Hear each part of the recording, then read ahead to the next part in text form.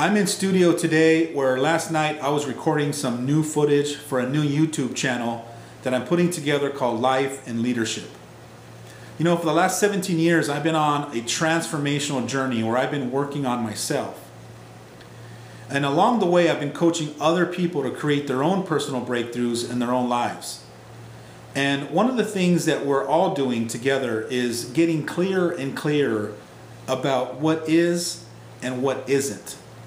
Because the only real personal power that you have is through the power of perception. When you're willing to change the way that you view the world, the way you see the world show up to you, is when you can now start to see new possibilities that you weren't able to see before, which then will give you options to make new choices. And when you make those new choices, thus creating new results for yourself. And one of the ways that I'm committed to helping you is to break down a new leadership distinction once a week for the next 52 weeks. So I hope that you receive value from it. So click on the link below to take you to my new channel called Life and Leadership, and I hope to hear from you soon. Please send me a comment. Thank you. All right, so I have a question for you. Okay. Are kids cheating in high school? Cheating? Wait, cheat on boyfriends and girlfriends or on paper? No, cheating in tests and their education. Oh, heck yeah. What are some of the tips, or what are some of the secrets that has you know, either that you've experienced or that you know kids and how they're cheating? Dude, I used to cash in on that stuff, dude. Mm-hmm. Like, What do you mean you cashed in? Because I knew all the stuff. Like, people would pay me $5 to copy my whole entire homework or help them with projects. What do you mean, You Like, did it too? I was always the kid who took the best notes in class, so like people would always come up to me, hey, can I have the notes? Because they would ditch. So they'd come up to me and I'd be like, hey, look, like I'm taking the notes. Like if you give me whatever amount of money, like I'll give you the notes. Yeah, and it's always best when I pass out my homework and it takes like 20 minutes to get back and then it's got like penises drawn all over it. Yeah. You're like, great. You're like, awesome. Or people, I knew people who would pay to have like, because a lot of teachers just reuse tests. So a kid who's like a junior now would talk to the sophomore and be like, hey, I have all the tests, like, you can have all of them. Since I knew Photoshop, you can have water bottles in class. So in the ingredients section. All right, so let's do this. You did not. Let's do this section for all. Let's do this section for all the teachers. So one of the tricks: put your answers in the inside of a water bottle.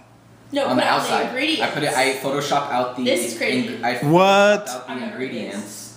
So like the whole times table, nutrition facts, take all that out, and then put in cheat sheet. Stop. I know, right? That's crazy. Teachers aren't gonna look at that stuff. You have a water bottle on your desk, they're like, okay,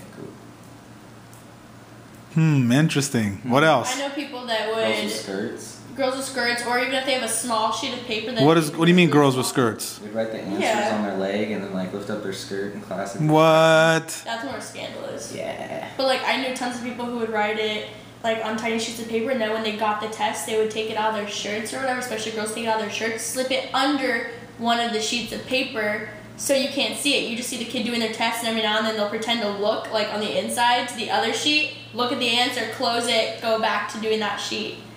Like I saw that the most. Wow, that's incredible. I've been out of school for a long time, so is that it? Those three, the top three? There's so many ways. It's like. Let's drop them now. Let's drop some science. It just takes a brain, man. You just gotta figure it out. It's like it's not. I just feel like teachers are. I mean, I don't want to trash on teachers, but it's like it's pretty easy to cheat. It seems. Are they not conscious? Are they not looking for it, or they don't care? What do you think? Well, there's also the infiltration method too, which is like their aid. If you're friends with the aide and they're grading your tests, they know the answers and they grade your tests and stuff. The teachers sometimes don't grade their tests. Did you ever have that stupid like, oh, change papers with the person next to you, and someone would write in like pen or pencil, like if someone had the wrong answer, your buddy next to you would just like cross out yours or erase yours and put the right answer. You're like, oh, you got that right. Like, why would you let the person next to you grade the girl's test? Like, I don't get that. Like, I'm sure their best friend is gonna make sure they get 20%. Right. No, we did that in French class. So we'd have your friend. All right, how are you cheating at home? How are kids cheating at home?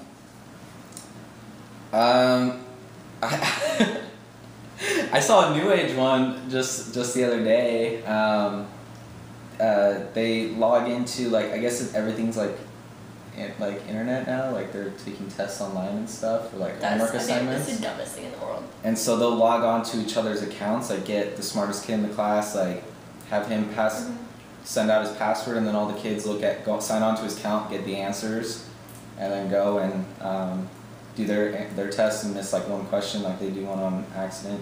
And even just online stuff, like I don't understand why teachers or professors think the kids are gonna learn from online classes. I mean, because you got Google, you got your open book test. Most of the time it's untimed. You can take as much time as you want. Because I'm taking an online class right now in college though, but it's like it's even hard for me to like realize, okay, my book's right there. Like I don't have the heart to cheat, but it's like to realize how easy it is, and I could just pick open my book right there and do it. So are you learning your information, or are you just memorizing it? From online classes? No, just in general, in your studies right now. Are you learning the information, or are you just the classes I have right now, I'm learning. But when you were younger, were you learning, or you were just memorizing? I was memorizing. At what point did it shift for you? When I enjoyed what I was taking. Because when I didn't enjoy it, like chemistry, I didn't care. Biology, like I memorized it the next day, forgot it.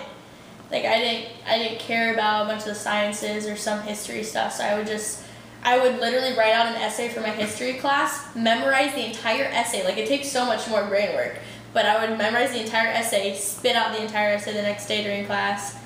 And then the following week, I couldn't tell you anything about the Industrial Revolution. So tell me about the teachers. What was some of the teachers that were the most inspiring to you, that taught you the best? What were some of their characteristics? Because you've obviously have had teachers that were just flat and boring and monotone, and you've had the ones that were just, they got you hooked and they got you excited about learning. I had a teacher, his name was Sensei, like he went by Sensei. And he was which means master, right? Yeah, he was really cool. Like he, taught us just like how to enjoy it. He was my English teacher in like freshman year, and he taught us how to like actually enjoy reading and just like getting into it and stuff. Not even sophomore year. He was teaching us, just like having us enjoy it and just breaking it down in like a fun way. And I really respected him until he did something that kind of like just threw that all away. But I don't want to talk about it. But like up until that point, he was like the coolest teacher like I ever had. I have tissue here if you want to talk about that. I'm good. All right. Unless you want some good food. So what about for you? What were some of the my two most memorable teachers were, one was an English teacher, and it's just because she would get heated about everything. She would just be like, oh, like adverbs, like getting mad about adverbs, and we'd be sitting there like we'd be taking it because we'd be laughing so hard. That's just like funny little adverbs, and we're like, what?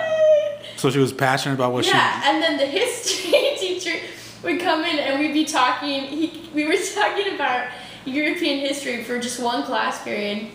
Because our classes were 3 hours long, so one class period, he comes in with this like European like wig they used to wear, and we're all like, what? And he would get all into it. He brought a sword one day when we were in a little Viking hat when we were talking about the Vikings, and he'd be like, and one day 1912, like he'd be like fighting this imaginary Viking, and we'd be dying. Like it's when you engage, because I think especially with high school, there aren't teachers that engage anymore. Not entirely, but there's the majority of teachers don't engage anymore. I've seen teachers complain about their jobs while they're on the clock, or just sit behind the desk and like, oh, blah, blah, blah, or go straight from PowerPoint, and then they wonder why their kids don't care, or they get mad when their entire class is failing. It's like, well, how hard are you really trying? When you guys become parents, are you going to put your kids into the traditional school systems? No. Why? It sucks, man. It's like there's so many reasons. Just the public education system has entirely failed. The whole Child Left Behind Act, No Child Left Behind Act. It's all that's bull. It's just honestly, like, there is no compassion. There's no creative thinking. There's no. It's just all memorizing and preparing kids to go out and get a job and work for someone instead of finding their passion and actually creating something for themselves. And that's something I didn't realize until my 3rd year in college. Like, I was going in with computer science because it's something I knew how to do. They make a ton of money. Just any IT guy, I could make like 6 figures annually if I found the right job and applied myself. And I hated it. Like, I absolutely hated it. yet it was something I was good at and I understood.